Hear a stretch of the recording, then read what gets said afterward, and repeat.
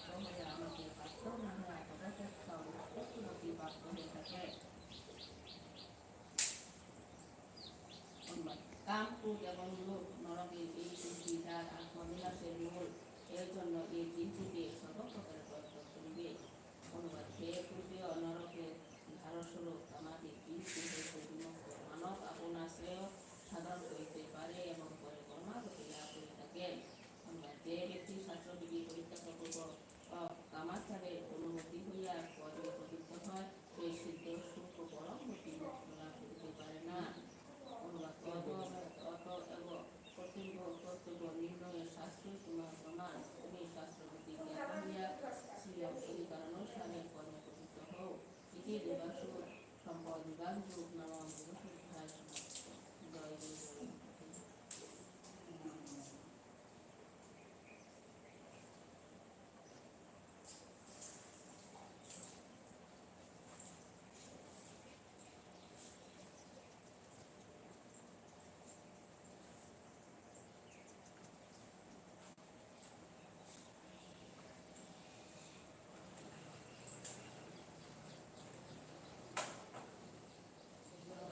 श्री श्री गीता।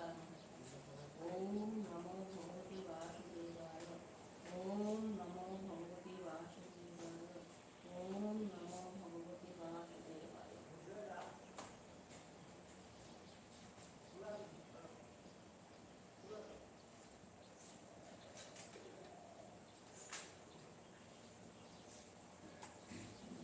ध्यानी मुनि, हे भगवान परमेश्वर, हे प्रभु, पराध्याय कर्मे फलदायी मानवे কিন্তু আসলে ভক্তি হয় আমাকে দয়া করে বলুন।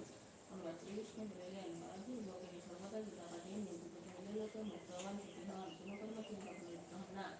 অনুবাদ: জল যেমন পতবদকে শুদ্ধ করিতে পারে না, সেই রূপ যিনি গীতা ধ্যান করেন তাহাকে মহাপাতক মতিত কখনো স্পর্শ করেন না।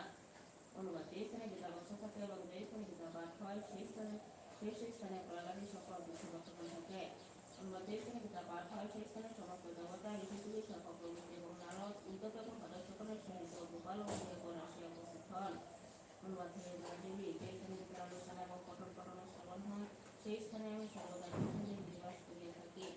অনুবাদ: আমি গীতাকে অবলম্বন করিয়া বাস করি, গীতায় আমার উত্তম দেহ গীতাকে অবলম্বন করিয়া আমি বিরূপ পালন করিয়া থাকি।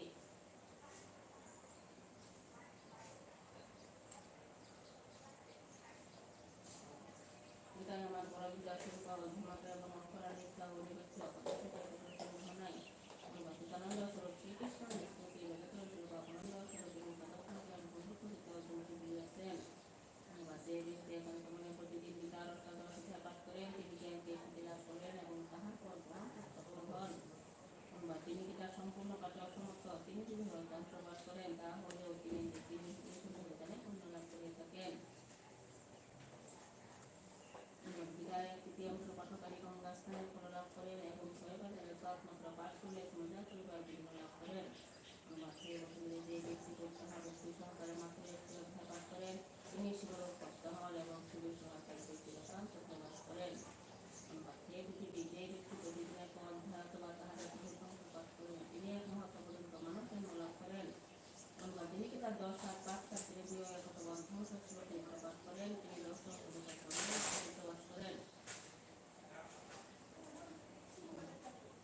মৃত্যুকে তার শব্দ উচ্চারণ করলে মানব হতে উত্তম মুক্তি লাভ করে, যারা এই ব্যক্তি মৃত্যুর পর মানব জন্ম লাভ করিয়া থাকে।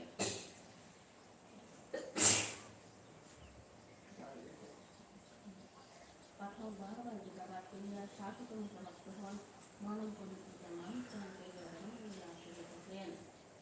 গীতার অর্থ শ্রবণের অর্থ ব্যক্তি মহাপাপী হইলেও বিষ্ণুকে দমন করিয়া বিষ্ণুকে প্রবেশ করিলেন।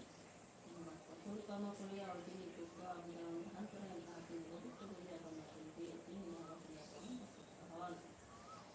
জনক প্রভৃতি বহু নিকটে গীতাকে অবলম্বন করিয়া ইহলোকে পাপ মুক্ত হইয়া থাক এবং গীতা পাঠ